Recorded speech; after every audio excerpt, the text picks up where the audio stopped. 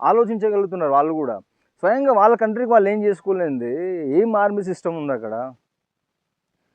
India పైన నువ్వు హమ్లా చేసి దీన్ని కంట్రోల్లోకి తీసుకొని ఏం చేస్తావు నువ్వు?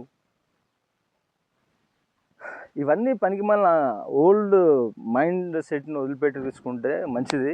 కాకపోతే మన సోదరులు కూడా తిన్నింటి ఆశలు లెక్క పెడతారు అంటారు కదా, అట్లా చేయొద్దు. ఈ భూమి నీది భయ్, ఇక్కడ పుట్టినవు, ఇక్కడ పెరిగినవు, ఇక్కడ చస్తావు, ఇక్కడ మట్టిలో కలుస్తావు, దీనిపైన నీకు ప్రేమ ఉండొద్దా?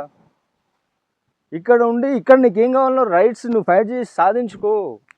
కానీ ఇది మనది, రిలీజియన్ ఏదైనా ఉండని దీన్ని మనం అది చేసుకోవాలి. మన అమాయకులైన సోదరులు చచ్చిపోతున్నారు రకరకాల కారణాలతోటి. నక్సలైట్ల వల్ల కూడా అమాయకులు చచ్చిపోతున్నారు. ఇప్పుడు నక్సలైట్ చంపేది పోలీసులు ఎవడు పోతాడు? బాగా డబ్బులు ఉన్నవాడు పోతాడా? ఎవడో పేదోడే పోతాడు, చదువుకొని ఏదో అమ్మనైనా అప్పులు వేసి చదివిపించి పోతాడు వాడు. వానికి వీనికి వార్ అవుతుంది. వీనికి క్యాపబిలిటీ ఎక్కువ ఉంటుంది, వీడంతా ఫిట్నెస్ ఉంటాడు కాబట్టి అనవసరంగా చచ్చిపోతాడు, వాడో వీడో చచ్చిపోతాడు. ఇవేం అంత ఉపయోగం ఏముంది దీని వెనుక? ఎవరికి లాభం ఉంది? కాబట్టి ఇప్పుడు నీ దగ్గర ఐడియా ఉండాలి, ఆ ఐడియాకి ఒక వ్యాలిడిటీ కావాలి, దానికి నువ్వు ప్రూవ్ చేసుకోవాలి.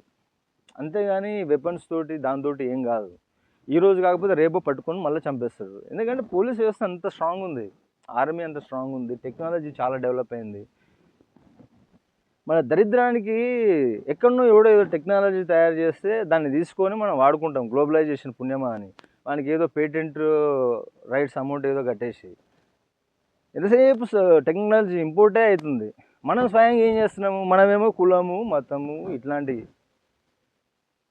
ఎంతమంది సైంటిస్టులు ఉన్నారు, ఏ రిలీజియన్లకి అనేది తీస్తే సిగ్గు పోతుంది. మనం చెప్పుకుంటాం వాళ్ళ కింద చెంచాగిరి చేయడానికే మనం పనికొస్తున్నాం.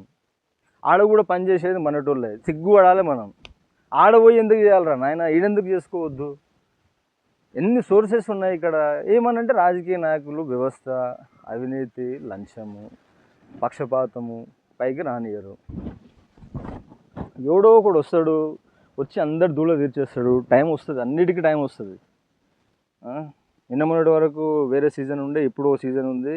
అంతకుముందు కూడా గొప్ప గొప్పలు వచ్చిపోయారు నేల మీద. అశోకుడు వచ్చిండు వీడికి. అశోకుడు లాంటి రాజు ఉన్న టైంలో వీళ్ళందరూ వస్తే టర్కిష్ వాళ్ళు, లేకపోతే ఈ మొఘలాయల్స్ వీళ్ళు వస్తే తొక్కి చంపేస్తుండే అశోకుడు ఆ టైంలో ఉంటే. తర్వాత అసమర్థులు తయారైపోయారు కాబట్టి వీళ్ళందరూ రాజు చేయగలిగారు. ఇప్పుడు ఒక స్త్రీకి గుడ్డలు కూడా తీసినానే మహాభారత యుద్ధం చేసిన గడ్డ ఇది.